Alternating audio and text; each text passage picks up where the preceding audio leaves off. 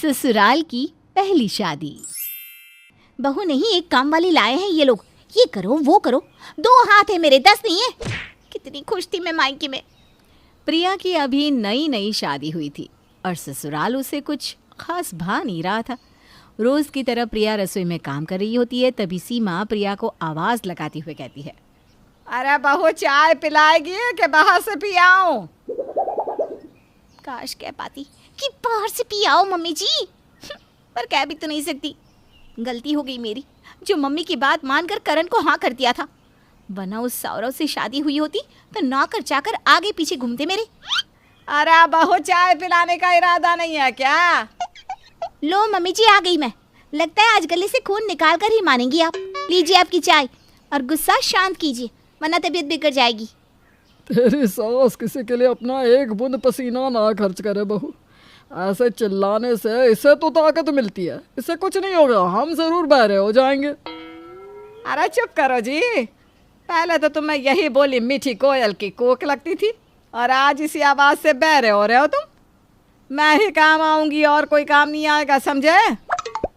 पापा जी तो मजाक कर रहे थे मम्मी जी, है ना पापा जी?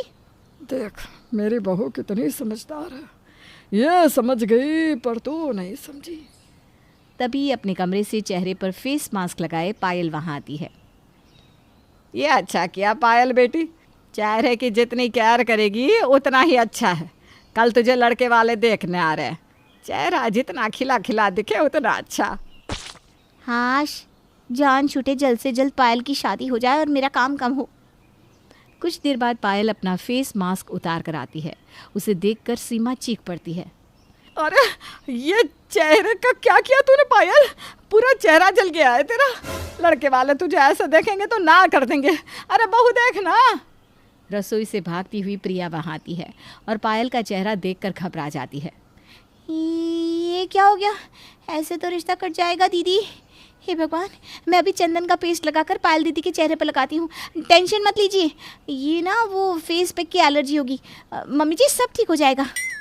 प्रिया रसोई में जाकर अपनी माँ को फ़ोन मिलाती है। क्या हुआ बेटा, सब ठीक तो है? खाक ठीक है मम्मी, ये अच्छी बहू बनने का ड्रामा मुझसे और नहीं होता। तुमने तो कहा था ना कि ननद का क्या है बेटा, 1 महीने में अपने घर चली जाएगी। अरे पूरे 6 महीने होने को आए शादी को और ये तो मेरी छाती पर मूंग तल रही है। कभी पायल के लिए ये करो, कभी वो करो। अपना सारा मेकअप इसे देकर रखा है ताकि ये सुंदर दिखे और इसकी शादी हो, पर ये बेवकूफ़ अपना चेहरा जलाकर बैठ गई है। वो चंदन का पेस्ट कैसे बनाते हैं, बताना जल्दी। हाय मेरी फूल सी बच्ची, कितना काम करती है। ये तेरे पापा की बात सुनकर ना मैंने गलती कर दी। उन्होंने कहा था इकलौता बेटा है, बेटी की भी शादी की बात चल रही है, प्रिया बड़े चैन से रहेगी। इससे अच्छा तो वो सौरव था। तेरे पापा ना किसी काम के नहीं। चल तू लेप बनाने की रेसिपी लिख और इस बार अपनी ननद की शादी करवा ही देना। हाँ मम्मी, ऐसा मिश्रण बताओ कि दुनिया की सबसे सुंदर लड़की पायल ही लगे। तभी वहाँ सीमा आ जाती है और प्रिया के सर पर हाथ फेरते हुए कहती है, कितना प्यार करती है तू पायल से, भगवान सबको तुझ जैसी भाभी दे। प्रिया के लिप से पायल का चेहरा ठीक हो जाता है। अगली सुबह 4 बजे उठकर ही प्रिया खाना बनाने की तैयारी में लग जाती है। अरे भोला भैया, पर्दों को चेंज कर दीजिए और सोफ़ा कवर भी, कुछ भी पुराना नहीं लगना चाहिए। हाँ भाभी। प्रिया की आवाज़ सुनकर सभी जाग जाते हैं। ये सुबह सुबह तुमने भोला भैया को क्यों बुला लिया? आज मेरी इकलौती ननद को लड़के वाले देखने आ रहे हैं, कोई कमी नहीं होनी चाहिए। हेल्पर चाहिए था तो भोला भैया को बुला लिया और आज भोला भैया मेरा रसोई में हाथ बटाएंगी।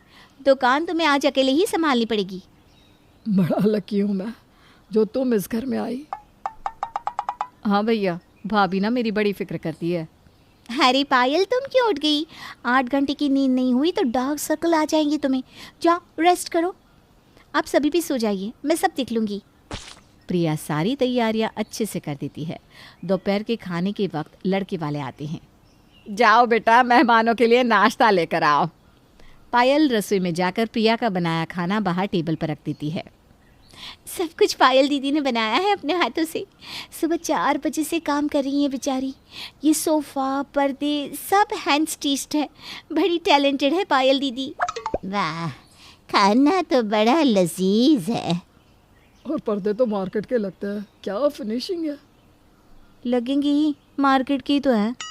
और बताओ पायल, तुम्हें क्या पसंद है, क्या नहीं, क्या सोच है तुम्हारी? पायल नज़र झुकाती है और अपने हाथ पर लेके आंसर्स को पढ़ना शुरू करती है।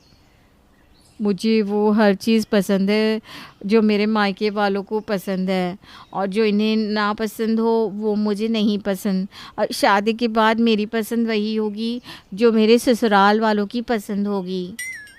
वाह, क्या संस्कार है। पायल के जवाब सुनकर सीमा हक्की बक्की रह जाती है और फुसफुसाते हुए रमेश से कहती है, ये इसे इतना अच्छा बोलना कहाँ से आ गया? अरे भाग्यवान, सारे सवालों के जवाब प्रिया ने उसकी हथेली पर पहले ही लिख दिए थे। तुम्हारी बेटी ने बस उसे देखा और चपर चपर बोल दिया। हमें तो ये रिश्ता मंजूर है। हम तो कुंडली मिलाना, मुहूर्त ये सब नहीं देखते, पर आप लोग अपने पंडित को दिखवा लीजिए और मुहूर्त पक्का करके हमें बता दीजिए, ताकि हम भी तैयारियां शुरू कर सके। हे भगवान, तेरी लीला अपरंपार। जल्दी से जाकर ये न्यूज़ मम्मी को देती हूँ। प्रिया अपने कमरे में जाकर अपनी माँ को फ़ोन मिलाती है। मम्मी रिश्ता पक्का हो गया। बड़ी संतुष्टि मिली आज। बस तेरी ननद एक बार विदा हो जाए, फिर क्या सब तेरी मुट्ठी में। भोला भैया को जो बुलाया है, कोशिश करना कि वो जाए ही ना। पायल का बहाना बनाकर उसे घर पर ही रख। पायल की शादी के बाद फिर उन्हीं को परमानेंट रख लेना। मेरी सास इतनी भोली नहीं है मम्मी, वो तो भोला भैया को निकाल ही देगी। तब तेरे पास बोलने को रहेगा ना कि पायल दीदी के काम के वक्त नौकर रह सकता, तो मेरे लिए क्यों नहीं। तू ज़्यादा सोच मत, जल्दी से अपनी ननद की शादी की तैयारियों में लग जा। प्रिया पंडित जी को फ़ोन मिलाती है। अभी से 8 महीने तक तो कोई अच्छा मुहूर्त नहीं है बेटा। पंडित जी, इस महीने की आखिरी तारीख का एक मुहूर्त आप मेरे घर वालों को बता दीजिए, ताकि आपके खर्चे का ध्यान मैं रखूंगी। अब तो ठीक है ना? और वही होता है।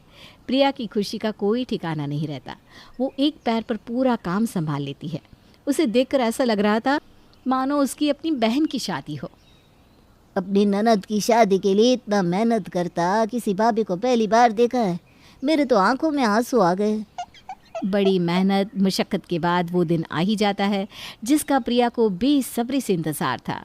प्रिया शहर की बेस्ट ब्यूटिशियन को बुलाकर पायल का मेकअप करवाती है। मुझे तो लगा ही नहीं कि पायल मेरी बेटी है। सब तूने ही संभाल लिया बहू। पायल कितने ही घंटे और है इस घर में मम्मी जी, पराया धन है, चली जाएगी। वैसे भी ये तो मेरा फ़र्ज़ था। तभी तैयार होकर पायल आकर कहती है, भाभी मुझे ये शादी नहीं करनी। क्या? पायल की बात सुनकर प्रिया बेहोश हो जाती है। हाय बेचारी प्रिया, क्या कुछ नहीं किया उसने अपनी ननद को विदा करने के लिए, पर उसकी ननद तो ऐसे दुल्हन बनी कि ब्याह ही नहीं। और प्रिया की ससुराल की पहली शादी